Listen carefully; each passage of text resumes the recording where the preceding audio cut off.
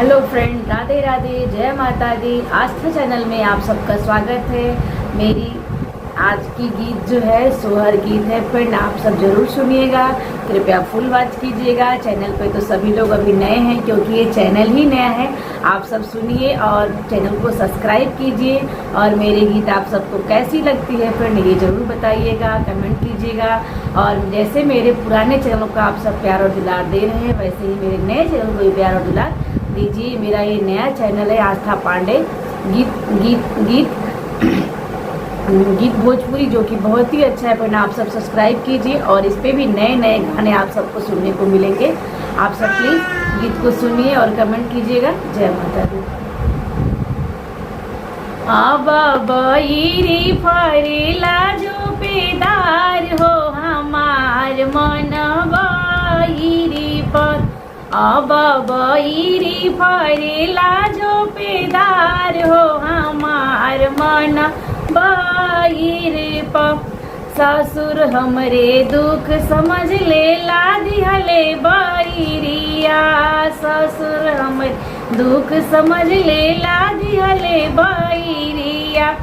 अब पसरेला सौरी के दुआरियो हमार मन बईरी पर। अब पसरेला सौरी के दुआरियो हमार मन बईरी पर।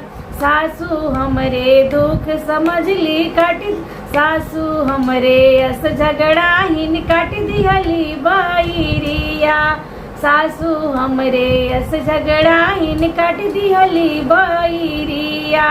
अब टपकेला बबुआ के लार हो हमार मन बईरी पर। अब टपकेला बबुआ के लार हो हमार मन बईरी पर।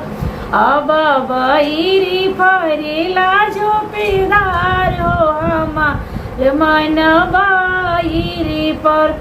देवर हमरे दुख समझ ले ला दिहले बईरिया, देवर हमरे दुख समझ ले ला दिहले बईरिया।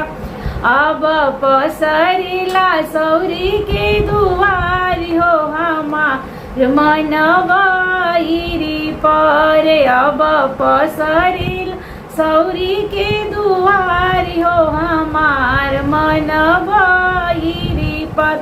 गोतिन हमरे अच झगड़ा हिन काट दिहली बईरिया, देवरानी हमरे अस झगड़ा हिन काट दिहली बईरिया। अब टपकेला बहुआ के लार हो हमार मन बईरी पर। अब पसर अब टपकेला बहुआ के लार हो हमार मन बईरी पर। अब बईरी फरेला जो पेदार हो हमार मन बईरी पर।